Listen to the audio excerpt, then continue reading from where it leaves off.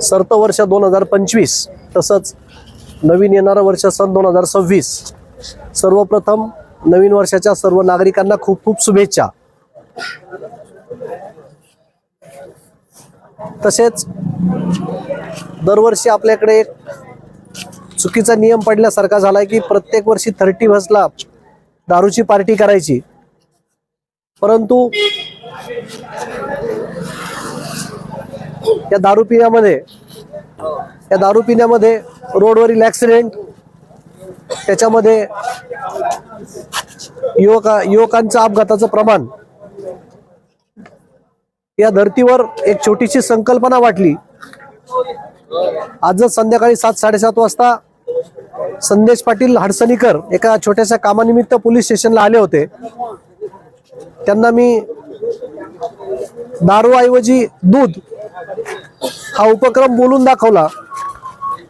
त्यांनी देखील त्या कार्यक्रमाला उत्स्फूर्त प्रतिसाद देऊन लागलीच एक 50 लिटर दूध उपलब्ध करून दिलं। तसेच हदगाव शहरामध्ये दूध प्रक्रिया करून जे विक्री करतात त्याला काय म्हणतात,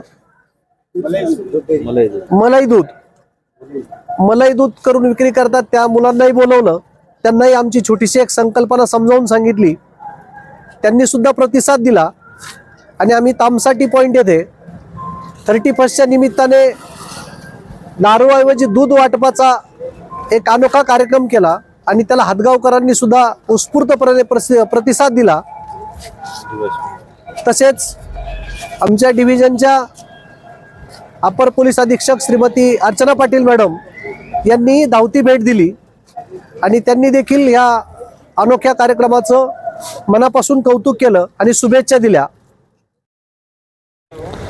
प्रथम सर्वांना नवीन वर्षाच्या मनपूर्वक शुभेच्छा देतो। या ठिकाणी आम्ही आज सायंकाळी 7:30 त्या ठिकाणी साहेबांनी अतिशय चांगला उपक्रम मला सुचवला आणि साहेबाच्या उपक्रमाला मी देखील साथ दिली आणि त्यानंतर असं ठरलं की आपण दारूऐवजी या ठिकाणी लोकांना दूध पाजूया। असा संदेश जाईल युवा पिढी कुठेतरी भरकटल्या जात आहे दारू पिण्यामध्ये, तर युवा पिढीला दूध पाजून त्यांना कुठेतरी चांगला संदेश द्यावा या उद्देश सूचना दिली आणि त्या सूचनेचं पालन आम्ही या ठिकाणी केलेलं आहे। या ठिकाणी या भोकरच्या आपल्या ॲडिशनल SP सन्माननीय मॅडम या ठिकाणी आल्या होत्या आणि बाबूरावजी कदम साहेब यांना देखील ही सूचना दिली होती मी। त्यांनी देखील अतिशय चांगला उपक्रम आहे असं आम्हाला सर्वांना सांगितलं आणि आज या ठिकाणी आम्ही 50 लिटर दूध मलई दूध घोटलं होतं, तर बऱ्याच लोकांनी सहभाग घेऊन आणि एक चांगला मेसेज गेला युवा पिढीला। मी या ठिकाणी सर्वांना सांगतो की व्यसनी होण्यापेक्षा आपण आणि या दुधातून आपल्या शरीरालाही चांगला प्रोटीन वगैरे भेटेल आणि दारूनं जे आपलं शरीर